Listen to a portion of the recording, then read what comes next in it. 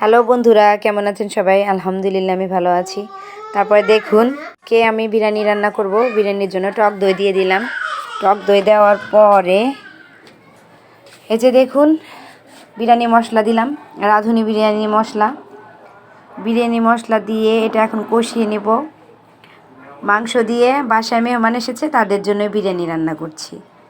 তাদের জন্য স্পেশালভাবে আমার হাতে বিরিয়ানি খেতে চেয়েছে, তারা খুবই পছন্দ করে আমার হাতের বিরিয়ানি। যদিও আমার ঠান্ডা লেগেছে, কণ্ঠ বসে গেছে, ভয়েস তেমন একটা ঠিক নেই, কিন্তু সবার কাছে ক্ষমা চাচ্ছি, ক্ষমার দৃষ্টিতে দেখবেন সবাই। তারপরে দেখুন এখন আমি মাংসগুলো দিয়ে দিব। মাংস দিয়ে এটা এখন কষিয়ে নেব। আবার এই যে বাদাম বাটা দিলাম, কাঠবাদাম আর কাজু বাদাম বাটা দিয়ে দিলাম। এটা দিলে বিরিয়ানির টেস্ট আরও মজা হয়ে যায়। তারপরে কি করলাম, এটা এখন কষিয়ে নেব, মাংস দিয়ে দেবো, মাংস দিয়ে কষিয়ে নেব। আমার বাসায় বেশ কতদিন ধরে মেহমান আসছে, যার কারণে আমি খুবই ব্যস্ত, কোনো কিছুই করতে পারছি না, সময় দিতে পারছি না কারো কোনো কিছুতেই। এখন মাংসটা কষিয়ে নিব। কষিয়ে নেওয়ার জন্য পানি দিয়ে দিলাম, কষানোর পরে আবার পানি দিয়ে দিলাম। এই তো হয়ে গেল। যাই হোক, লং ভিডিও একটা পেজে দেওয়া দরকার, কতদিন ধরেই ভাবছি লং ভিডিও দিব, কিন্তু কি লং ভিডিও করবো সেটাই খুঁজে পাচ্ছি না। তো আজকে কি আর করা, দেখলাম বিরিয়ানি রান্না করছি, তাহলে একটু লং ভিডিওটা দিয়েই দিই। তো তারপরে মাংসটা হয়ে গেল, চিকেন মাংস। এটা এখন নামিয়ে ফেলবো। হয়ে যাওয়ার পরে যে ফাইনাল লুক মাংসের, এখন এটা নামিয়ে পোলাও রান্না করতে হবে। পোলার চাল আমি আগে থেকেই ধুয়ে রেখেছিলাম, ধুয়ে পানি ঝরতে দিয়েছিলাম স্ট্রেনারে। এই যে চুলায় পোলার চাল দিয়ে ভেজে নিলাম, সব কিছু দিয়ে মশলা টশলা দিয়ে ভেজে নিলাম। ভেজে নেওয়ার পরে এটার মধ্যে এখন পরিমাণ মতো পানি দেব। হ্যাঁ, আমি পোলাওয়ের চাল নিয়েছিলাম 1 কেজি, অর্থাৎ 4 কাপ, তাই আমি 4 কাপ পানির জায়গায় 8 কাপ পানি দেবো। আর হ্যাঁ, 8 কাপের জায়গায় আমি 7 কাপ পানি দিয়েছি, আর 1 কাপ দুধ দিয়েছি। লিকুইড দুধ দেইনি, গুঁড়া দুধ মিক্সড করে দিয়েছি। তাতে হয় কি, পোলায়ে যদি দুধ মিক্সড করা যায় তো বিরিয়ানির স্বাদ বা পোলায়ের স্বাদ দ্বিগুণ বেড়ে যায়। ঠিক আছে, সেজন্যে আমি দুধ দিয়ে দিব।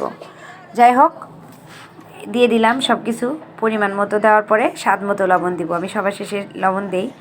লবণ দিয়ে পোলাওটা 80% হলে তখন চিকেনটা দিয়ে দিতে হবে, কিন্তু যখন 80% পোলাওটা হবে তখন এই চিকেনটা আমি দিয়ে দেব।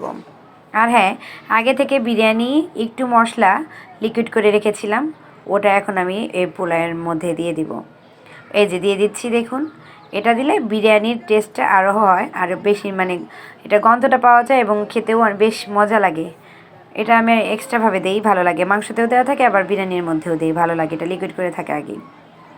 তো দিয়ে দিলাম। যাই হোক, আপনারা কেমন আছেন আর কার কার বিরিয়ানি পছন্দ এটা কিন্তু অবশ্যই জানাবেন। আর আর আমরা যারা নতুন আছি সবাই কিন্তু সবার পাশে থাকতে হবে, একসাথে এগিয়ে যেতে হবে, কাঁধে কাঁধ মিলিয়ে। তারপরে দেখুন এখন এটা ঢাকনা দিব। আর যা কি যেন বলতে নিছিলাম, হ্যাঁ, আমরা সবাই কিন্তু একসাথে সামনের দিকে এগিয়ে যেতে হবে।